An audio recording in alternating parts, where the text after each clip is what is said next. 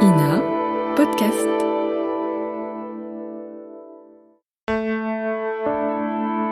Ina Podcast.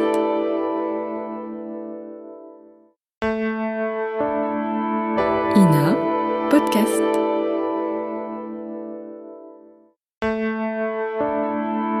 Ina Podcast.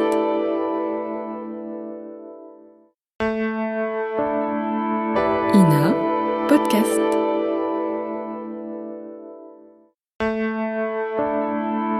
Ina Podcast.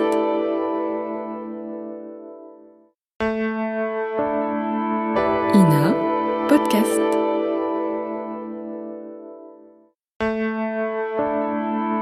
Ina Podcast.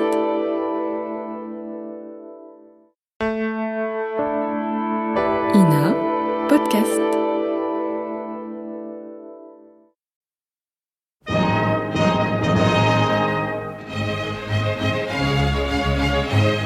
Bon baiser de partout. Une émission secrète de...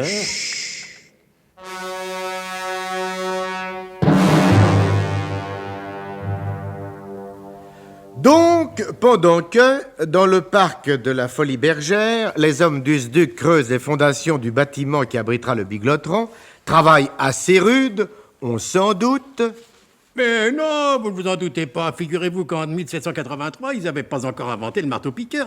Alors sans marteau-piqueur, vous vous rendez compte? Je crois que vous nous aviez déjà signalé ce détail. Donc, pendant ce temps-là, l'implacable ennemi du colonel... La comtesse Wanda Vodka-Milkevitch, veuve du général comte Alexis Vodka-Milkevitch. née Catherine Le Grumeau, nous le savons également, a rendu visite à mademoiselle Trouscotte. Et après un échange de propos aigre-doux, les deux dames prennent le thé. Un peu de lait? Un nuage et un soupçon, si vous préférez. Chère hôtesse, ne m'avez-vous pas dit que vous saviez qui manipule le rayon à démonter le temps? Je vous l'ai dit, en effet, chère mademoiselle Trouscotte. Oh, ne me faites pas languir plus longtemps d'impatience. Qui est-ce? Oh, comment vous répondre? Oh, avec franchise, chère comtesse. Je voulais dire comment vous répondre avant de savoir dans quel camp vous avez choisi de vous ranger. Seuls les initiés auraient droit à la vérité. Cette vérité est tellement extraordinaire qu'il y a un peu de ça. En fait, vous avez tout à fait raison. Ce qui signifie que vous ne voulez rien me dire. Pour le moment. Vous avez quitté le colonel de Guerlas, je le sais. Vous avez senti d'où venaient les vents. C'est bien, la nuit porte conseil. Je viendrai vous chercher demain. Si vous veniez avec le professeur, ça serait tout à fait bien. Et alors, je vous présenterai un homme véritablement extraordinaire qui vient de loin, de très loin. À l'instant même où ces dames devisent, l'adjudant Marie-Rose Stéphris aide galamment une jeune personne à descendre de voiture devant la grille du parc de la Folie Bergère à Passy. Merci, monsieur. Vous êtes bien honnête. Oh, pensez donc, c'est la moindre des choses. Par ici, mademoiselle Le Harpon. C'est bien Le Harpon que vous vous appelez? Mais oui, Émilienne Le Harpon. Vous allez voir le colonel, c'est un homme très gentil. Gentil ou pas, ça m'est bien égal. Moi, je fais ce qu'on me dit. Mais attention, du moment qu'on me le demande gentiment. Oh, je voulais pas demander gentiment, moi, mademoiselle Le Harpon. Vous pouvez m'appeler Émilienne, si vous voulez. Oh, pensez-vous? Moi, j'oserais jamais, mademoiselle Le Harpon. Oh, zut! Qu'y a-t-il? Et voilà que s'avance vers nous le révérend père Paul-Murge et que justement, j'aurais pas voulu le rencontrer, alors.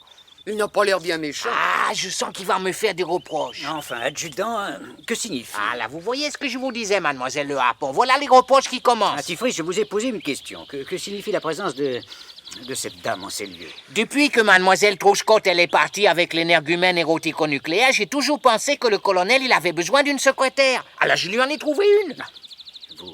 Vous appelez ça une secrétaire? Oh, mais elle a tout ce qu'il faut pour, et là où il faut. Vous trouvez pas, mon révérend père? Ah, vraiment? Sans en approuver tous les excès, on peut crier bien haut. Vive la Révolution française! Je ne comprends pas. Qu'est-ce que ça veut dire? Mais ça veut dire vive les sans-culottes. Oh, vous l'abbé, comme vous y allez. Ah, ça, c'est pas pour me vanter, mon père, mais j'aurais jamais cru que vous étiez comme ça, hein? Mais non, Tifris. Mademoiselle n'aura sans doute pas compris l'allusion historique à cause de la différence de siècle qui existe entre nous. Je continue à ne rien comprendre du tout. Eh bien, continuez, mademoiselle Le Harpon. Ici, c'est ce que vous avez de mieux à faire. Mais, voilà le colonel. Mes respects, mon colonel. Repos, Tifris. Qui est-ce? C'est votre bon ami? Ah non, mon colonel, non. Non, mais j'ai pensé comme ça que, vu l'absence tout à fait momentanée de mademoiselle Truscott, vous auriez peut-être besoin d'une secrétaire. Judicieusement pensé, Tifris. N'est-ce pas, mon père? Mon colonel, je n'ai pas à donner mon avis et je vous prie de me laisser en dehors de tout ceci, mon fils. Oui. Mademoiselle, êtes-vous dactylo? Non, je suis parisienne. Charmant, oh, tout à fait charmant, oui. Savez-vous taper à la machine? Oh, comment que vous êtes? Et savez-vous répondre au téléphone? J'ai toujours su remettre à leur place ceux qui me manquaient de respect. Eh bien, venez avec moi. Nous verrons bien ce que vous savez faire. Et pendant ce temps-là, dans son somptueux hôtel particulier du quartier du Marais, Zorbeck le Gras écoutait le rapport de Wilhelm Ferntag. Sorbeck. Mademoiselle, qui a-t-il encore Ferntag? Qu'est-ce que c'est que vous avez comme ça, gendre? J'ai suivi la comtesse. Et alors? Elle est allée rendre visite à mademoiselle Truscott. Mais alors, la comtesse est libre de rencontrer qui bon lui semble. Cette visite ne me dit rien qui vaille. Mais la comtesse, à l'intérieur de cette si charmante petite tête, il y a un petit cerveau, le mieux organisé que je connaisse. Et si elle a décidé de rencontrer mademoiselle Truscott, c'est qu'elle avait ses raisons pour le faire. Sorbeck, je ne partage pas votre enthousiasme pour cette femme. Mais c'est normal. Vous n'avez jamais rien compris aux femmes. Ah, elle est toujours par mot et par veau. Elle voyage continuellement d'un continent à l'autre, d'un siècle à l'autre. Tous ces allées et venues, ce n'est pas normal. On n'obtient jamais rien de bon avec des gens qui ne savent pas rester en place. Comme le dit si justement l'expression française. Ah, ça y est. Ça y est, nous y voilà. Il y avait longtemps, je vous écoute, mon bon Ferntag. Allez-y, mon bon petit Wilhelm. Allez, vite, s'il vous plaît. Voilà, l'expression française, elle dit comme ça. Oui, attendez. Je vais prendre des croix à écrire parce que je vais essayer de traduire tout seul. Mais warum traduire? C'est français. Écoutez, le rocher qui coule n'intéresse pas les matelots. Là, attendez, je dis, le rocher qui coule n'intéresse... Ah oui, mais j'ai pas trouvé ça. Je vous mets la traduction, s'il vous plaît. Mais pas de traduction. Le rocher qui coule n'intéresse pas les matelots. C'est une expression française très connue. Oui, mais je vais vous demander de traduire quand même. Mais warum, Sorbeck? Je crois. Je me suis tout de même trompé un petit peu. Non, ça n'est pas le rocher qui coule, mais la pierre. Pierre qui coule n'amuse pas mousse. C'est clair cette fois, nicht wahr? C'est pauvre imbécile. Pauvre imbécile, pauvre imbécile. Gamin, va. Et pendant ce temps-là, à la Folie Bergère, dans le village de Passy, Gédéon Burnemauve interrogeait le révérend père Podmurge. Mon père. Oui. Avez-vous vu mademoiselle Truscott comme je vous l'avais demandé? Je l'ai vue, mon fils. Ah, alors? Eh bien, elle consent à vous recevoir. Oh, mon père, mais comment vous remercier? Oui, oh, ne me remerciez pas, car en vérité, voyez-vous... Oui, attendez, mon père, parce que voici Albert Tunoulet, et tout ceci doit rester strictement entre nous. Alors, qu'est-ce qu'on fait maintenant? Comment cela, mon bon Tunoulet? On a creusé des trous toute la journée, et son marteau-piqueur, comme le faisait remarquer l'adjudant Tifris. Alors maintenant que les trous sont là, je demande qu'est-ce qu'on fait? C'est logique, non? Ah, très logique, en effet. Alors?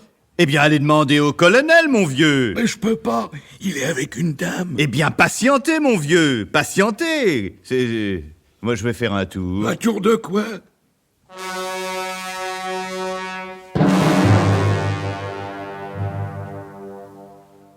La présence de mademoiselle Émilienne Le Harpon aura-t-elle une influence sur la morosité du colonel? Qui est le mystérieux individu qui manipule le rayon à démonter le temps? La comtesse Vanda le connaît-elle vraiment? Vous le saurez dès les prochains épisodes de notre grand feuilleton d'espionnage, de suspense. Et de marivaudage au marteau-piqueur? Bon baiser de partout. C'était Bon baiser de partout. Une émission secrète de... Pierre Dac et Louis Rognoni. Décryptage et mise en code, Jean-Wilfried Garrett.